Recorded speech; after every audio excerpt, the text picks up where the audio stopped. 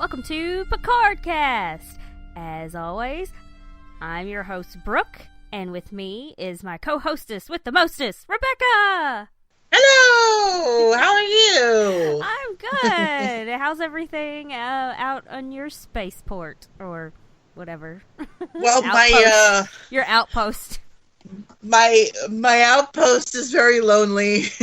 Day 25 of my quarantine in my own little outpost. It's I mean, just like everybody else, I'm sure most people that listen to us, I've been home mostly, going into the office just one day a week, trying to not be outside too much. So, yeah. If you are not following those guidelines and you're listening to us, please do it. Put on a mask. Yes. And stay at home if you can. Gloves are good, but a mask is better. Even better. Just wash your hands, yes. Everybody. Listen, if you say the opening to Star Trek as you're washing your hands, that's 20 seconds. That's how long you're supposed to wash your hands, right? That's so if you amazing. say, as you're washing, right, space, the final frontier, these are the voyages of the Starship Enterprise. It's a continuing mission to explore strange new worlds, to seek out new life and new civilizations, to boldly go where no one has gone before. That's 20 seconds. Your hands are clean. So there you go. I love it. I love it. Anyway. Is it weird that I could rattle that off the top of my head? I mean, it's nerdy. It's not like I'm a total nerd. I would not expect anything less from you. Anyway, so we're not alone. Our first guinea pig, guest for our Picard interim is Joe Prime. Woohoo! Hey, Joe! Yay! Most everyone calls me Prime. My mother calls me Joe. Oh God. We're just getting into the episode. So. We're going right straight to references to today's episode. I love it. So, how are you? We're good. We're happy that you have graciously agreed to be our first person to do their personal log. Well, we did Measure of a Man, and then the Picard premiere, right? Yes. And then this. So yeah. Exactly. Yeah, we've been very happy to have you on as like first. Mm-hmm. So that's very exciting. I mean, you are Joe Prime. We reserved that spot for you.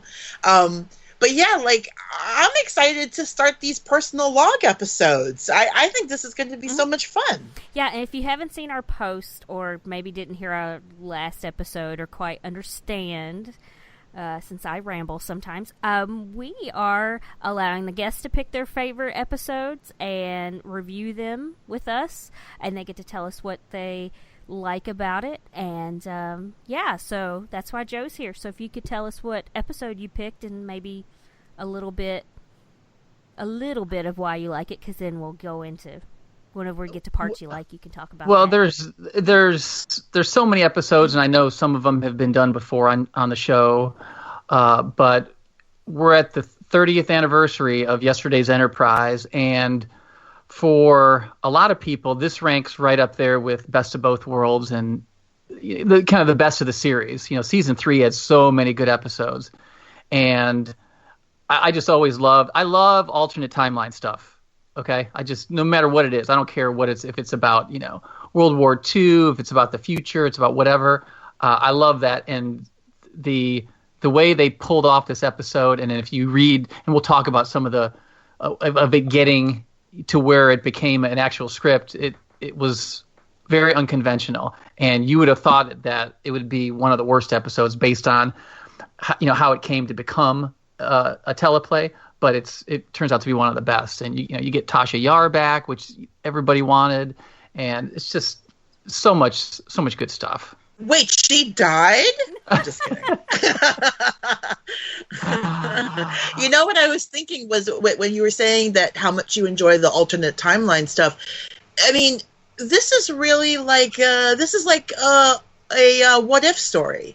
Marvel Comics, if you're a comic book reader, does a lot of these what if stories. You know, what if Daredevil wasn't blind? What if Peter Parker wasn't bitten by that spider? And this is definitely a great what if story. What if we didn't make peace with the Klingons back when we were supposed to? And you kind of get this alternate timeline stuff, and it really is a great episode. I'm so excited to hear all the stuff you've brought about how it came to be a story, because I didn't know a ton of that myself, but then getting ready for this episode, did some reading, and I was like, oh, wow, look at that. So, yeah, definitely we're going to talk about all of that stuff. And Joe always brings some good nuggets of information. Anyway. He's the king of trivia. Yeah. I mean, he's the king of trivia. Yeah, so. And it's like, he's the king of trivia, but if it's like, I don't know, Star Trek, or like Superman, or like, I don't know, probably some those two, man. Captain Marvel. yeah. I don't know. There's kind of a good list of things that he is like super trivia guy on and knows like everything. Got to bring something, man. You got to give them what they want, right? Oh yeah. All right. So, we want to get into this then, or do you want to? Yeah, let's do it. All right. So, yesterday's Enterprise was from Season 3. As Joe mentioned, it's Episode 15. It aired February 19th, 1990. So I was 8. It was directed by David Carson. And here, which I'm sure Joe will have more information later, there was a lot of people who had to do with this story. So it had Trent Ganino and Eric Stillwell did the story, but the teleplay was done by Ira Stephen Bear, Richard Manning, Hans Brimler, and Ronald Moore. So apparently they just bought the story, but like I said, you know, Joe can have more of that. I don't know if you want to talk about that now, if you want to wait till later. Well, I guess I'll throw some of it in here. So Eric Stillwell, he was a production assistant on seasons 1 and 2. And during that time, he also, on season 1, he helped Denise Crosby with her fan mail. So that's why he's got kind of a link with her. And so when season 3 came around, he became like a script assistant. And at the beginning of season 3, apparently the writing department was in disarray. Michael Piller took over as the head writer. They had 0 scripts ready for production. So what Piller decided to do was he kind of opened up the submission process to non-professional writers. This was the only show that allowed non-professional writers to submit like a spec script. So, you know, Eric Stillwell, who was a script coordinator, he was responsible for processing these freelance script submissions, and there was like 5,000 a year. Could you imagine that, of these things coming in? You have to look at it, go through, is it worthwhile to even move up to the next step?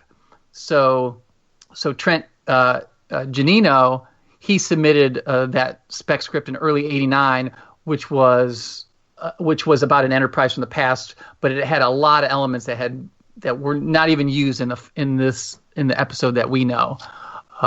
So it was just very interesting that happened. And then Stillwell and Janino became friends, and then they kind of collaborated and merged, you know, some ideas they had, two of the ideas together, and that's how you came up with the script. And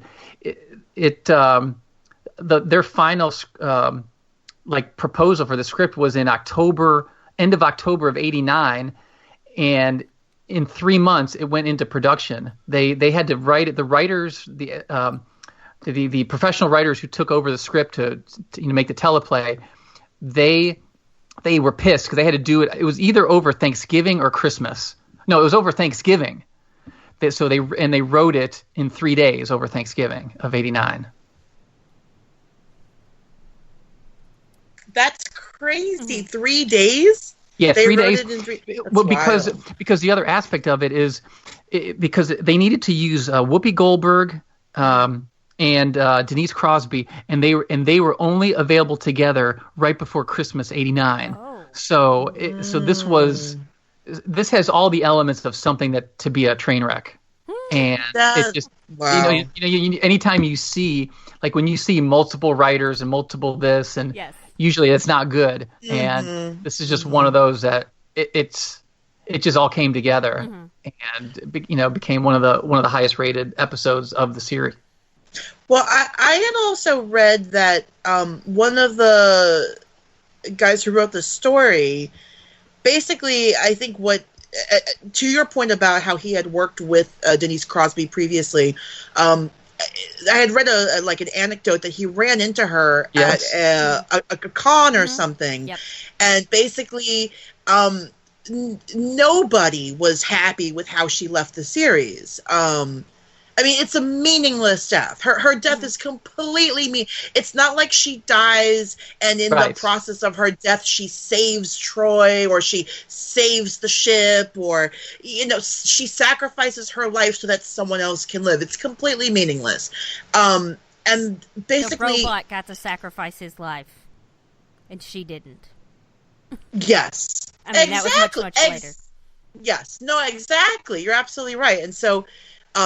this was a great way to kind of revisit her character and then give her a proper send-off.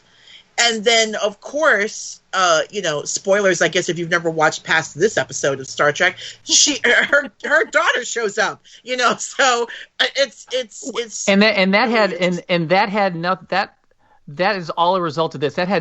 There was no even thought of anything like that. Exactly. About this. Yeah, that all came from this episode. Yeah, the story you say when I was reading his, he wrote a book about the making of this episode. Oh. And when he talks, that situation with Denise Crosby, when he went to that con or whatever, and he was talking to her, he said, "Can I ask you a question?" She says, "What, you want to have sex with me?" And she said he turned beet red. He was so embarrassed, No.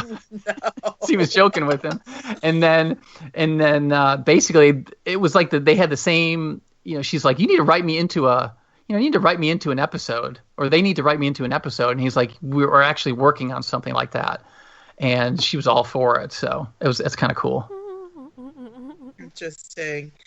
That's and it really is a shame because they could have done, and we've talked about this before with Star Trek. One of the failings is that they didn't know they didn't write women's characters very well, and certainly beyond that, there are characters that I don't think Star Trek has written well over the years, but to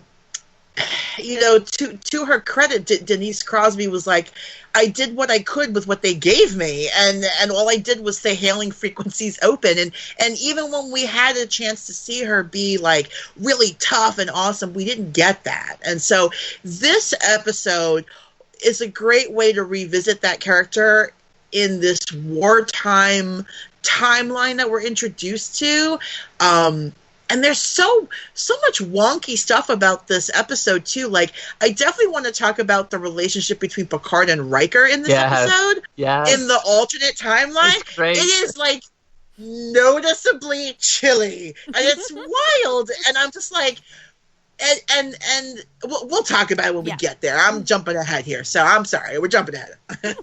You're taking all my notes. No, I'm kidding. I know. I'm sorry. It's such a good episode. I can't help myself, but I'll be quiet. All right. Are we ready to dive into this then? Yes. All right. Yeah. Synopsis. When the long-lost Enterprise C enters the Enterprise D's time and space continuum, an alternate history places the crew at war with the Klingons. Dun, dun, dun. So we open up. We have Worf sitting at a table alone and 10 forward, and Guinan comes up with a glass of some sort of dark liquid and has him try it. He was kind of reluctant, but then he did, and he liked it, and it was prune juice. So this is where he got his love for